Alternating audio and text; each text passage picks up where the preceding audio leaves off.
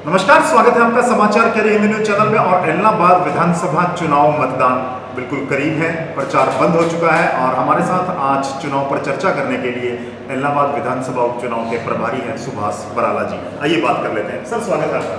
धन्यवाद। चुनाव प्रचार बंद हो चुका है, क्या समझते हैं, किस संदर्भ में देखते हैं, क्या माहौल है? ठीक है, यहाँ की जनता ने जो नियम बनाया है, मैं समझता हूँ कि एक एक बात के ऊपर विचार किया है।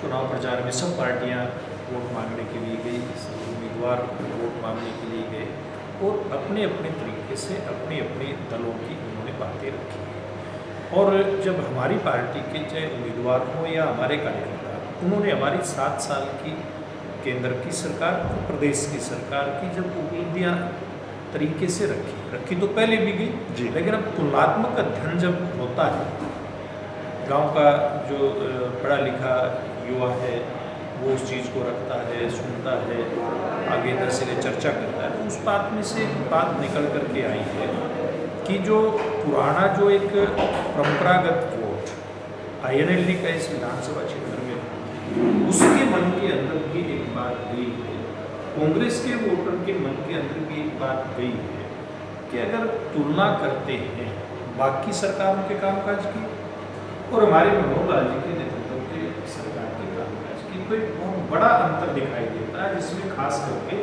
जो प्रमुख बातें निकल करके आती हैं, पारदर्शिता उसमें निकल करके आती है, भ्रष्टाचार पर लगाम, काफ़ी हद तक लगाम लगी, ये बात निकल करके आती है। बेरोजगार नौजवान जब तुलनात्मक अध्ययन करता है पूर्व में रोजगार के मामले का, तो चाहे वो सरकारी नौकरियों की बात हो, पहले किस प्रकार से इसको धक्के खाने पड़ते थे, मेरिट के आधार पर उसको रोजगार मिलता है। इसी प्रकार से चाहे हम सामाजिक सुरक्षा की बात करें, प्रधानमंत्री आवास योजना की बात करें और या फिर बुढ़ापा पेंशन की बात करें, ऐसे सब मुद्दे हैं जिनके कारण से यहाँ का वातावरण हमें पूरी तरह से बदलता दिखाई दिया है और आज ये लगता है कि यहाँ की जनता कमल खिलाने का मन बना चुकी है।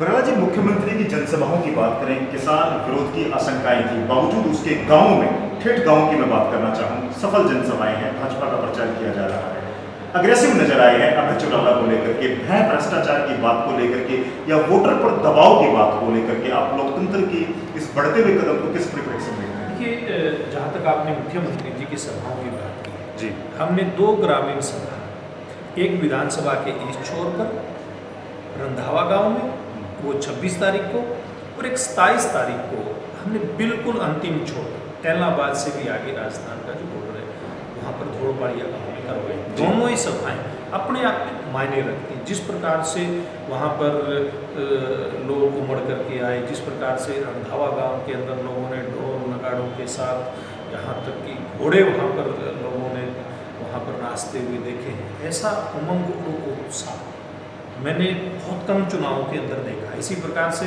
27 तारीख को जब मुख्यमंत्री जी गए इलाहाबाद नगर में, अलग अलग कई जो सामाजिक वर्ग हैं, कहीं पर व्यापारियों की सभा हो रही थी, कहीं पर मजदूर वर्ग की हो रही थी, नामधारी सिखों से भी चर्चा की, नामधारी समाज के लोगों ने भी मुख्यमंत्री जी के साथ बैठ करके वार्ता की है। ऐसे सब लोगों के साथ जो चर्चा वहाँ पर हुई, उसके कारण से एक सब लोगों को एक अपनापन जो होता है वो उसमें से जो प्रस्तुत होता हुआ, वो व्यक्त होता हुआ वहाँ पर दिखाई दिया।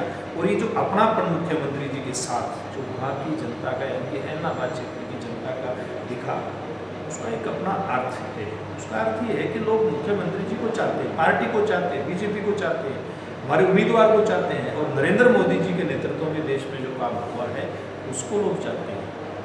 इन जनसभाओं का कितना असर रहेगा आम वोटर पर? भय की बात की जा रही है, INLD के वर्कर्स की जो आज तक इतिहास रहा है उसको देखते हुए चर्चा करें, आम वोटर का मनोबल बढ़ता है, कितना प्रभाव? निश्चित रूप में। देखिए, हमने जब चुनाव शुरू हुआ था, एक नारा दिया था, जोर जुल्म की टक्कर में विकास हमारा नारा। कल मुख्यमंत्री जी भी एक बात कह करके गए हैं कि किसी प्रकार की गुंडाई को बर्दाश्त नहीं किया जाएगा। और इलाहाबाद क्षेत्र की जनता अब इस बात को समझ गई है कि सारे इस सिस्टम से जो धमकाने का, डराने का, किसी से प्रभावित होने का, करने का, इससे बाहर निकल करके इलाहाबाद जो विधानसभा क्षेत्र है वो क्यों ना विकास की डगर के ऊपर जाए, क्यों ना वो सरकार की योजनाओं का पूरी तरह से लाभ ले, क्यों ना यहाँ पर ढाणियों के अंदर बिजली हो, क्यों ना यहाँ पर खेतों के टेल तक पानी पहुँचे, क्यों ना जैसे कुत्ताबड़ गांव से जो रानिया रानिया को जोड़ने का जो पुल है घग्गर के ऊपर से, उसका निर्माण जल्द हो, क्यों ना यहाँ के जो सेम की समस्या है उसका समाधान हो। ये सारे सवाल यहाँ के क्षेत्र की जनता के मन में, और ये पूरे तभी होते हैं इस प्रकार के काम। बाकी इनके तो काम चल रहा है, जैसे सेम की समस्या का कुत्ताबड़ गाँव का जो पुल है उसका निर्माण काम शुरू हो चुका है। बाकी जो इस प्रकार के मामले रहते हैं, जो चुनाव प्रतिनिधि वो जाकर के चाहे मुख्यमंत्री जी के समक्ष डिमांड रखे, विधानसभा के अंदर मुद्दे उठाए, वो इन चीज़ों को करवा सकते हैं, इन कामों को करा सकते हैं। ये सारी बातें एलनाबाद क्षेत्र की जनता के मन के अंदर से निकल करके आई है। इसलिए उसने मन बनाया है कि हम अगले 3 साल के लिए एक बार बहुत साल के बाद सत्ता के अंदर भागीदारी करेंगे। चलिए भराला जी, अंतिम प्रश्न है। 7 साल भाजपा के बेमिसाल दावा किया जा रहा है, लगातार कार्यकर्ताओं के बीच में भी जा रहे हैं, हरियाणा दिवस भी है और दीपावली भी है, क्या कहेंगे? देखिए, मैं तो हरियाणा दिवस क्योंकि 1 नवंबर आने वाला जी में, और 1 नवंबर की, उसके बाद दीपावली की, इन त्योहारों की मैं आपके माध्यम से इस क्षेत्र की जनता को, हरियाणा की जनता को बधाई देना चाहता हूँ।